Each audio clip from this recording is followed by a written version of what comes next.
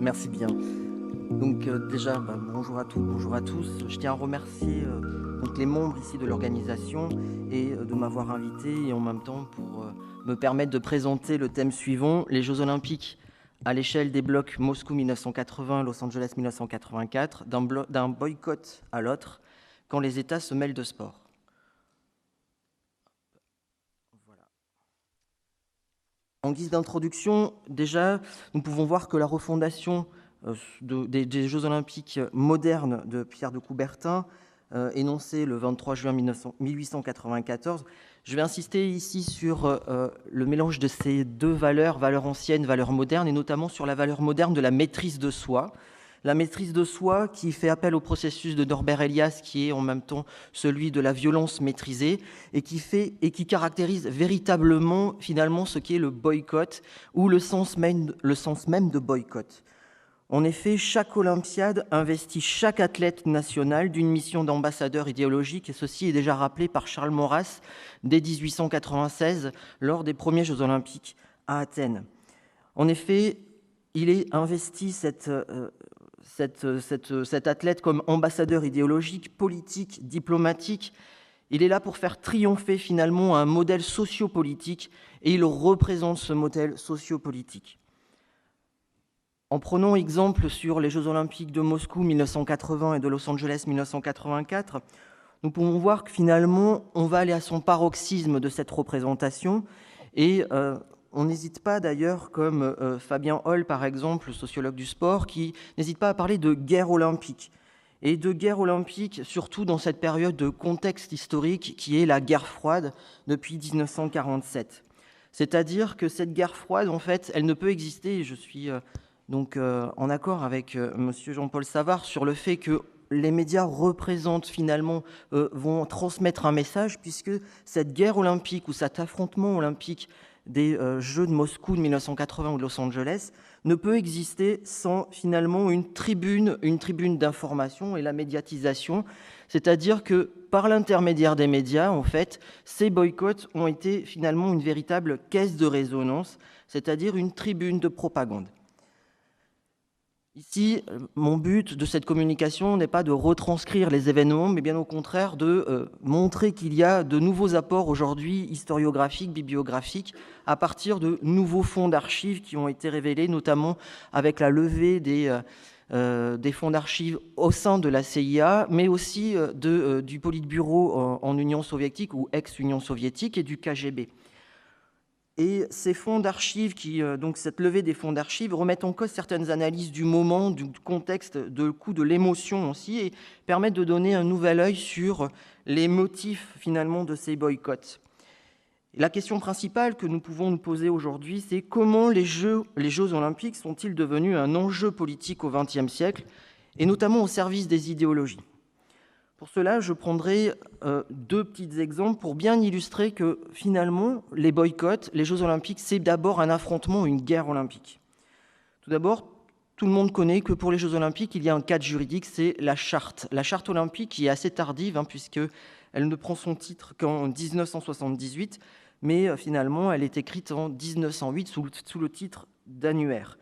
En fait, c'est un ensemble de règles juridiques qui ont été finalement formalisé par Pierre de Coubertin, par ses écrits dès 1899.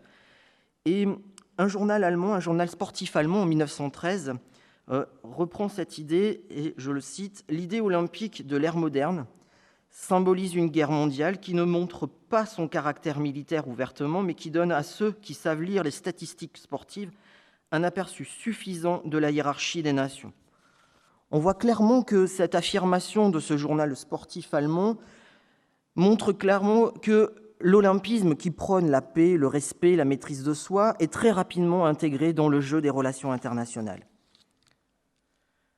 Ce qui veut dire que désormais le boycott est avant tout un moyen de pression. Un moyen de pression, une arme de dissuasion qui peut justement être téléguidée par le politique et par l'idéologique.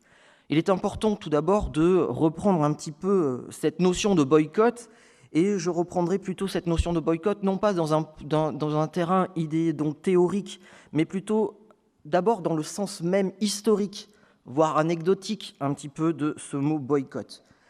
Selon les travaux de Pierre Arnaud, historien du sport, lyonnais en plus, Pierre Arnaud finalement fait remonter cette histoire de boycott à partir du capitaine Charles Boycott. Et c'est un riche fermier irlandais qui refuse de baisser les loyers de ses fermages et qui se met lui-même en quarantaine, c'est-à-dire par un acte volontaire, qu'il se met exclusivement, donc de manière volontaire, à l'écart finalement de son système qui est notamment la couronne britannique. À l'automne 1880, finalement, on va même personnifier, grâce encore à la presse, on va personnifier ce substantif à boycotter, boycottage. C'est-à-dire, c'est une arme de pression, une arme de dissuasion qui est volontaire.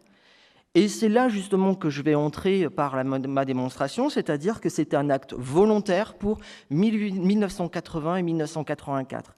C'est donc un nouvel œil que l'on peut mettre en place et qui montre clairement que l'action des dirigeants politiques d'utiliser le sport comme une arme de dissuasion, c'est d'abord une arme de convaincre l'autre qu'il va dans le mauvais sens. Ce n'est pas forcément une mise au banc comme on a pu voir dans certains boycotts, notamment 1956 ou 1976. On est dans une autre catégorie. Une autre catégorie, finalement, qui est de se mettre volontairement au banc, de déclarer celui que l'on dénonce comme indigne. Finalement, on s'aperçoit clairement qu'ici, ce boycott a un enjeu symbolique. Un enjeu symbolique qui est donc clairement énoncé à partir d'un code éthique. Quel est ce code éthique que l'on peut mettre en avant ici pour Moscou 1980 et en même temps Los Angeles 1984 ?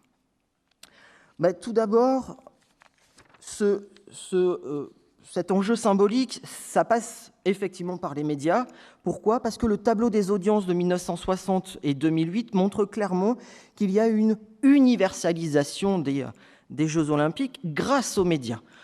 En 1960, c'est l'Eurovision qui finalement va donner un rayonnement européen mais aussi international aux Jeux, et 1964 avec cette médiatisation, c'est-à-dire une mondiovision grâce aux Jeux de Tokyo 1964.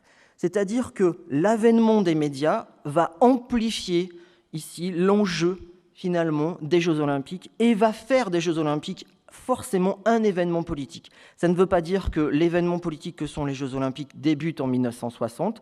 Bien au contraire, il ne faut pas négliger non plus les boycotts de 1936 ou la volonté de boycott d'abord de 1936, mais toutes les autres formes aussi de boycott qui ont été mises en place avant, puisque dès 1896, il y avait un boycott, comme l'avait précisé hier Alain Arvin-Béraud. Mais on s'aperçoit que l'enjeu médiatique va amplifier sur le plan symbolique ces motifs finalement de dénonciation ou de moyens de pression. Ce qui veut dire clairement qu'il s'agit ici, à partir de 1960, de mettre en avant des motifs politiques, idéologiques, politiques surtout, et économiques. Ce qui veut dire que les États et les gouvernements organisateurs de ces Jeux, ou bien encore de boycott, sont tentés d'utiliser le sport à des fins extrasportives grâce à la sphère média.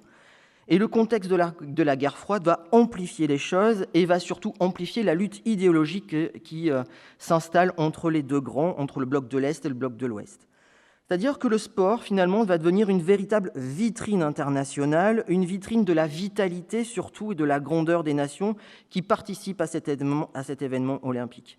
C'est-à-dire que les Jeux olympiques deviennent désormais, à partir de 1960, grâce aux médias, un instrument de propagande. Le deuxième critère, la deuxième entrée qu'on peut mettre en avant, c'est finalement la reconnaissance des nations. La reconnaissance des nations politiques, mais la reconnaissance des nations sportives. En effet, deuxième critère, c'est la reconnaissance olympique de l'URSS. Le Comité national olympique soviétique est reconnu par le Comité international olympique en 1951, avec sa première participation en 1952 aux Jeux d'été d'Helsinki.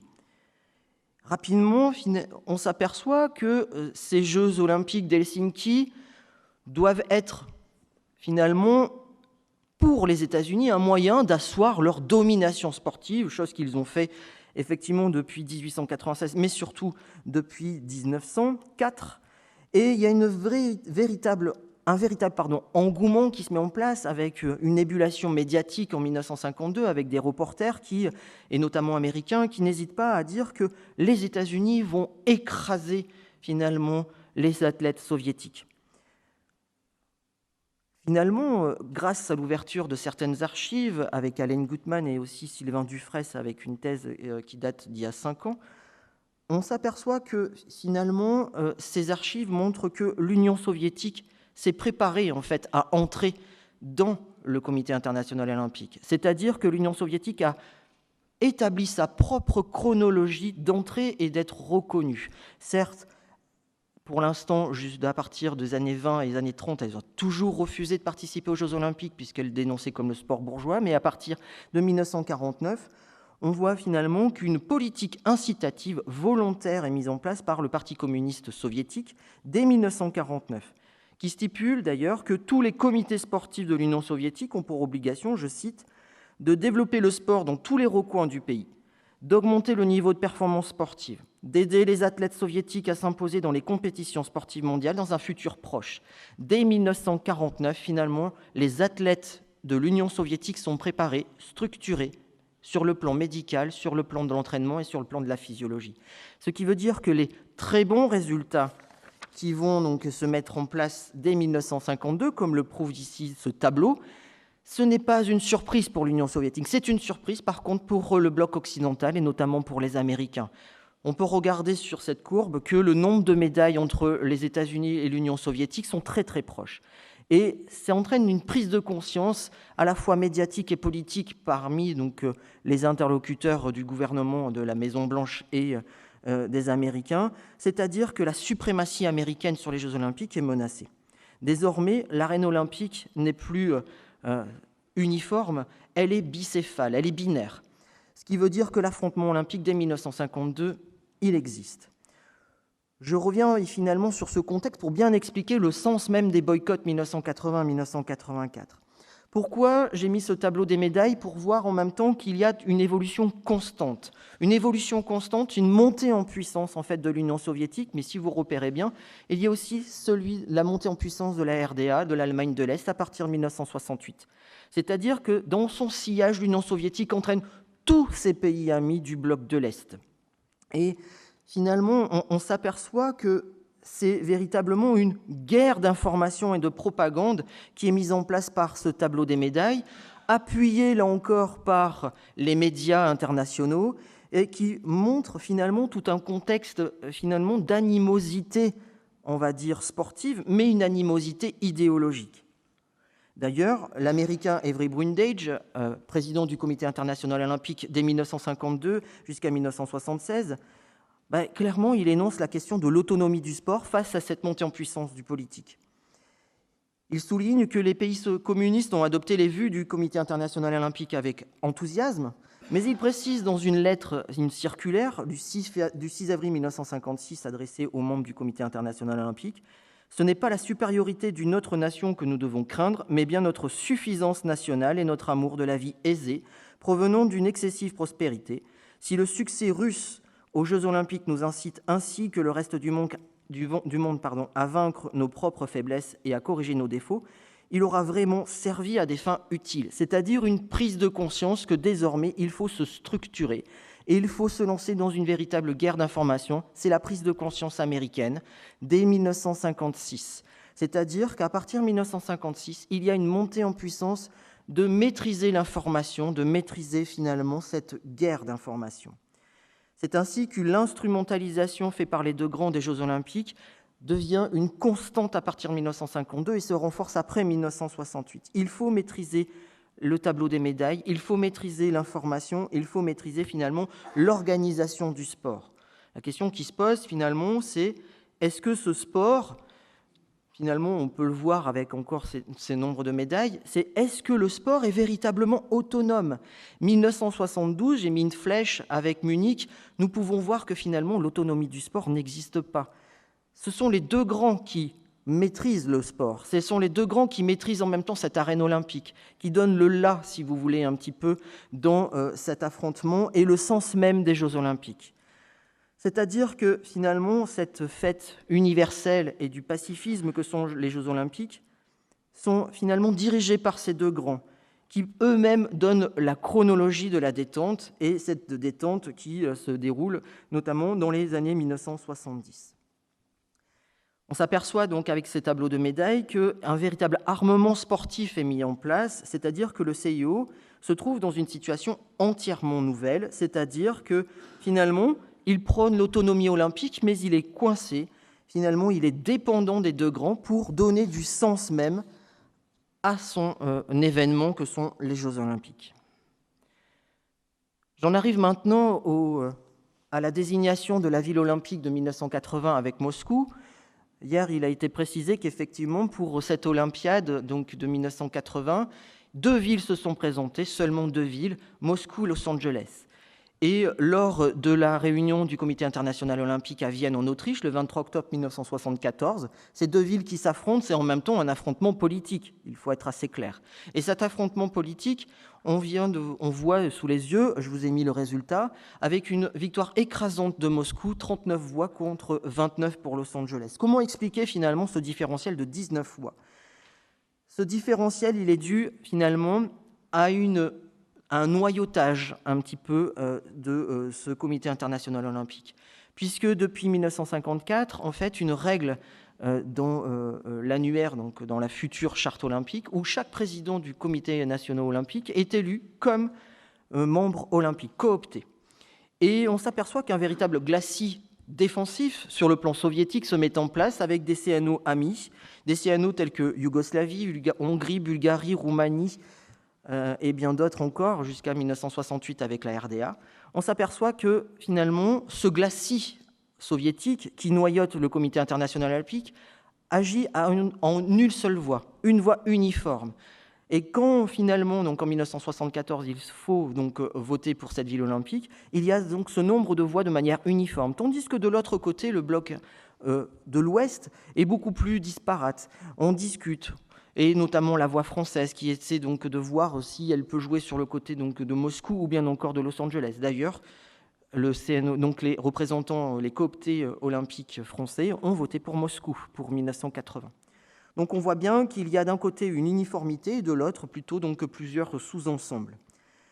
Pour autant, on s'aperçoit que le Comité international olympique va essayer de jouer cette carte de la rivalité pour, on va dire, donner toujours cela. C'est-à-dire que sur le sens de la détente en 1975 et sur le traité d'Helsinki sur la limitation des armes, le Comité international olympique va voguer un petit peu sur cette voie de la détente. C'est-à-dire que déjà, il va procurer l'organisation donc à Prague en 1977 d'une session de la commission exécutive, qui est l'organe décisionnel du CIO, qui va permettre en même temps d'élire pour 1984 ville olympique des Jeux d'hiver de Sarajevo. On s'aperçoit que finalement, il y a un équilibre, un balancier diplomatique qui est mis en place par le CIO.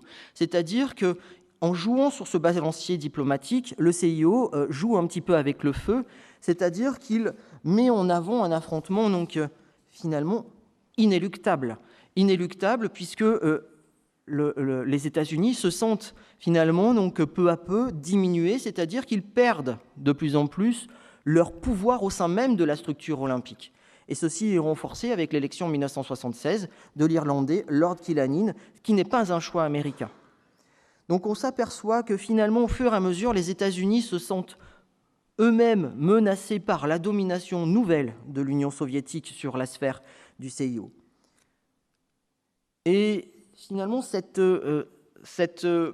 nouvelle approche, elle est vue aussi par les travaux de Jérôme Gygax, qui travaille sur les archives de la CIA, et qui montre ici qu'il y a donc de nouveaux aspects qui sont mis en avant. Et l'un des nouveaux aspects, c'est-à-dire que est-ce que le sport échappe finalement donc à l'autonomie du sport, c'est-à-dire est-ce que finalement ce sport peut être en dehors de la sphère contextuelle. C'est-à-dire que pour Jérôme Gygax, finalement, ceci ne peut pas être pris en compte. C'est-à-dire que le sport ne peut pas être autonome.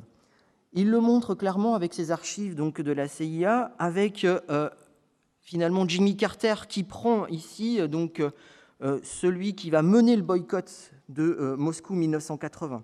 Jimmy Carter se saisit en effet de l'opportunité de l'invasion du territoire afghan par les troupes de l'Armée rouge le 24 décembre 1979 pour relancer la guerre froide, c'est-à-dire ce que l'on appelle la Seconde Guerre froide ou la guerre fraîche, à partir de 1979, qui va durer jusqu'à 1985. Et Jimmy Carter, finalement, va mettre en avant toute la valeur guerrière de cette lutte idéologique dans le contexte sportif. Et celui-ci, Jimmy Carter va désigner le pays organisateur comme peu digne d'organiser la paix olympique. C'est-à-dire qu'il reprend un petit peu ce qu'avait décrit Pierre Arnaud, c'est-à-dire qu'il va désigner, mettre au banc, mettre une arme de dissuasion, une pression sur le pays organisateur pour se justifier. Pourquoi cette invasion ? Finalement, l'ouverture de ces archives de la CIA nous ont permis de comprendre que Jimmy Carter, finalement, il va finalement essayer de montrer de bons sentiments diplomatiques, c'est-à-dire que de bons sentiments diplomatiques, on s'aperçoit clairement qu'en fait, il va tirer les ficelles géopolitiques au service de ses propres intérêts.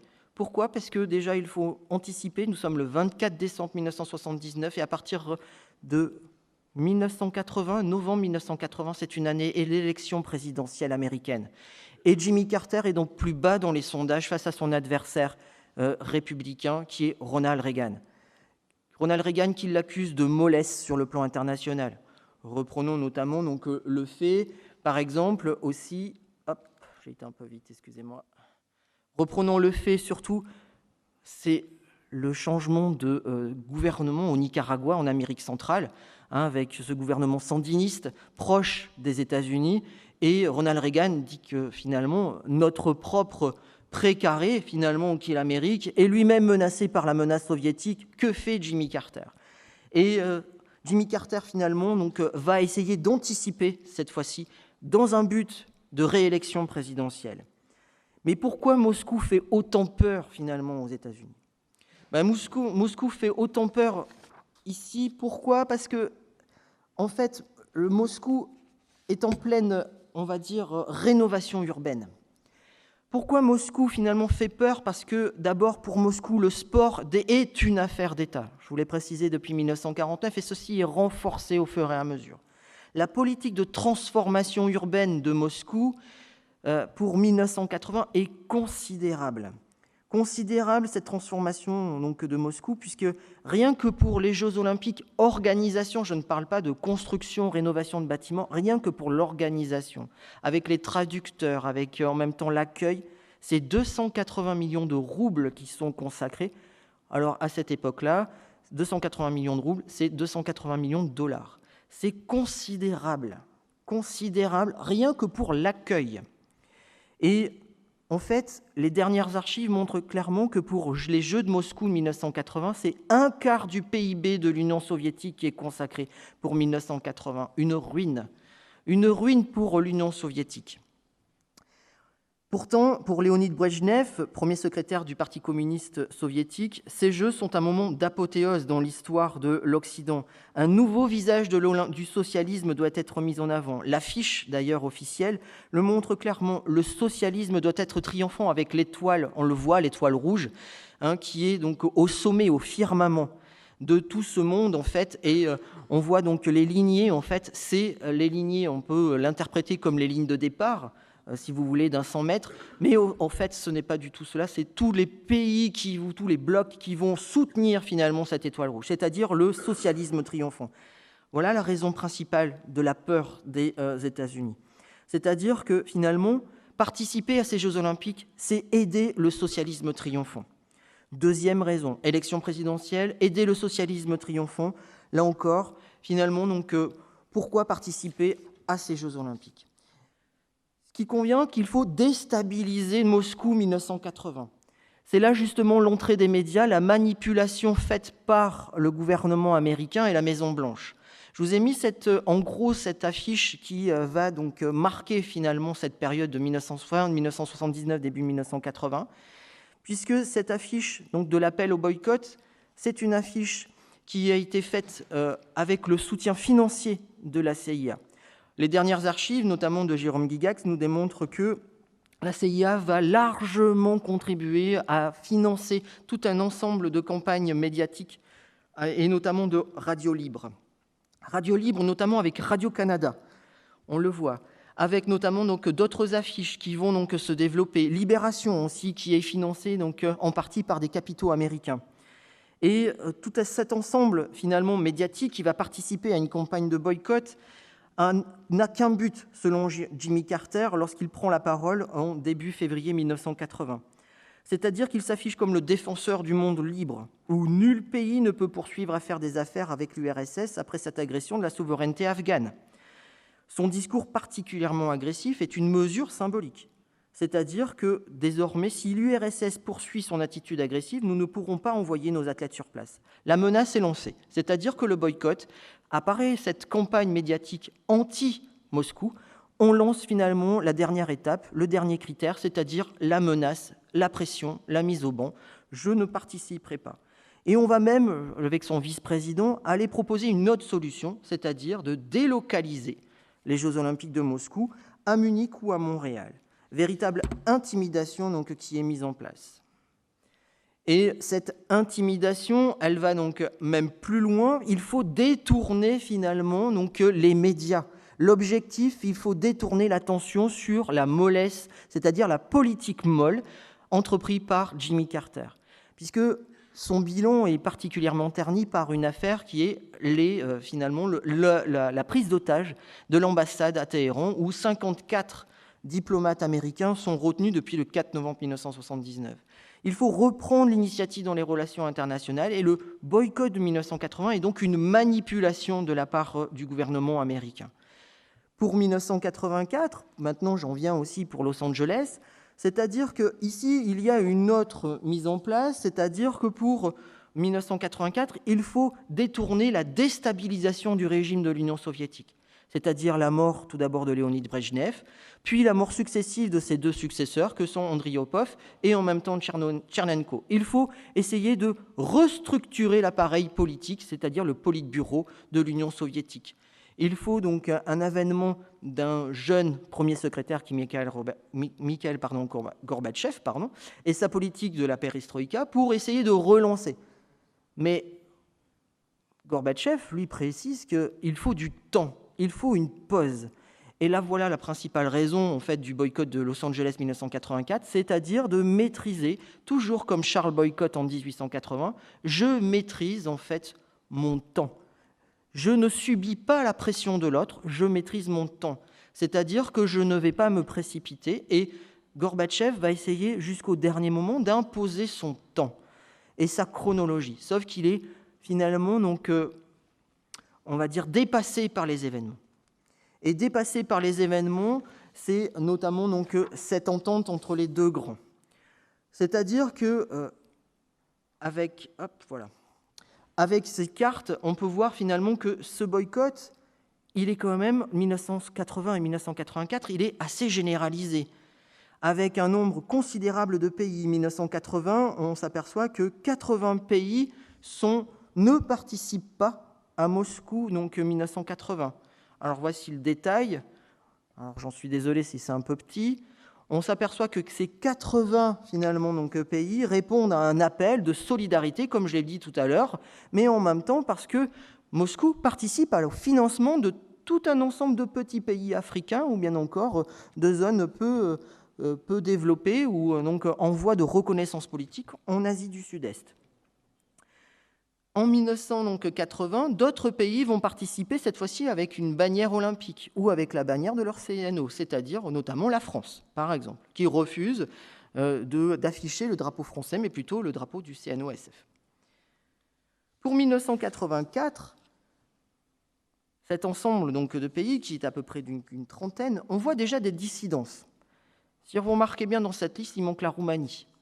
La Roumanie, finalement, vu que l'Union soviétique va essayer d'agir d'une manière uniforme, mais les problèmes internes à ce bloc de l'Est entraînent des fissures, des dissidences. Et ces dissidences, la CIA notamment, va essayer d'en profiter en menant des campagne d'appel ou bien encore de renforcement d'échanges technologiques ou bien encore alimentaires, puisque la Roumanie a subi deux finalement mauvaises récoltes de céréales, et c'est l'envoi des cargos céréaliers, par exemple, en Roumanie, pour obtenir finalement leur participation aux Jeux Olympiques de Los Angeles en 1984.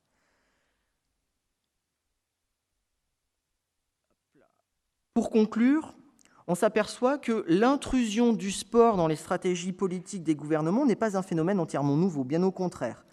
On s'aperçoit que, à partir de 1980 et 1984, ce sont les conditions économiques qui vont bouleverser. C'est-à-dire que les boycotts 1980-1984, c'est l'utilisation des médias, certes, mais c'est surtout l'avènement de nouvelles conditions économiques. L'économie va diriger les relations internationales à partir de cette époque.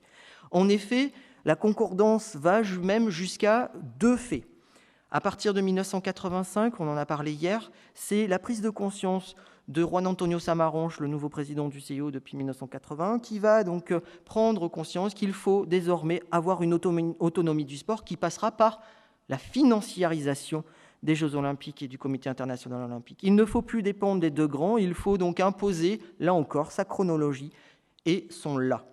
Et on va même aller plus loin, puisque finalement, les JO de 1980 à Moscou, un quart du PIB, je vous l'ai précisé tout à l'heure, de 1980 jusqu'à la déstabilisation de l'Union soviétique, puis après à la CEI, la Communauté des États indépendants en 1991, eh bien, ce quart du PIB va lourdement peser sur les finances et sur la politique de perestroïka de Mikhaïl Gorbatchev. Ce qui veut dire que finalement, ces deux boycotts sont liés à de nouvelles conditions ou à l'avènement de nouvelles conditions économiques qui vont peser sur les relations internationales. Preuve en est, ce sont les Jeux Olympiques de Los Angeles en 1984. Los Angeles, c'est la véritable vitrine du capitalisme et du libéralisme. Ce sont les premiers jeux privés, ce sont les premiers jeux qui vont dégager un bénéfice avec 15 millions de dollars. Et pour le CIO, finalement, c'est en même temps une certaine reconnaissance, puisque à partir de 1980, à partir de 1984 et bien donc après, on va mettre en place en fait une cagnotte qui s'appellera la solidarité, c'est-à-dire un fonds de solidarité pour tous les pays qui ne peuvent pas participer aux Jeux Olympiques. Et c'est l'impulsion donc américaine qui va se mettre en place. Et donc finalement, cette impulsion américaine, c'est-à-dire une reprise en main de l'arène olympique et on va dire une diminution de la baisse d'influence de l'Union soviétique. Je vous remercie.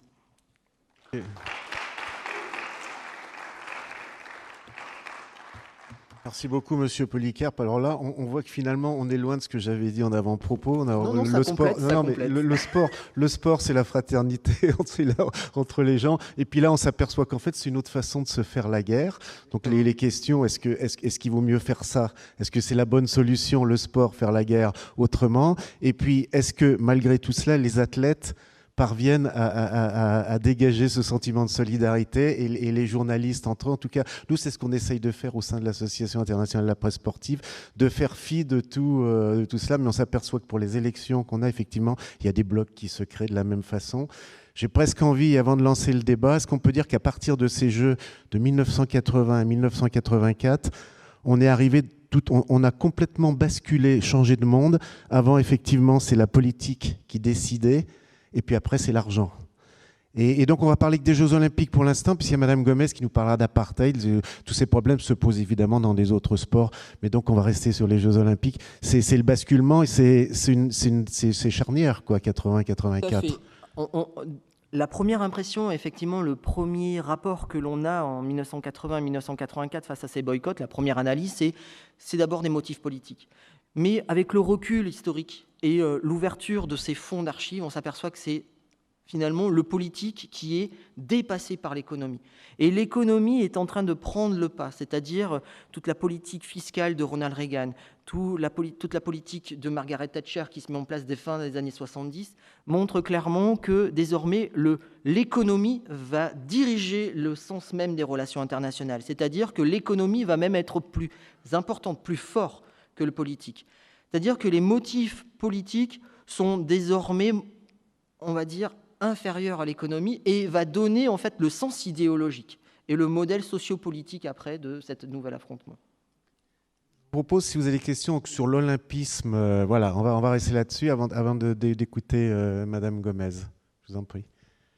Oui, merci Cyril pour cette intervention très riche, tant matériellement que analytiquement. Une question peut-être de méthodologie.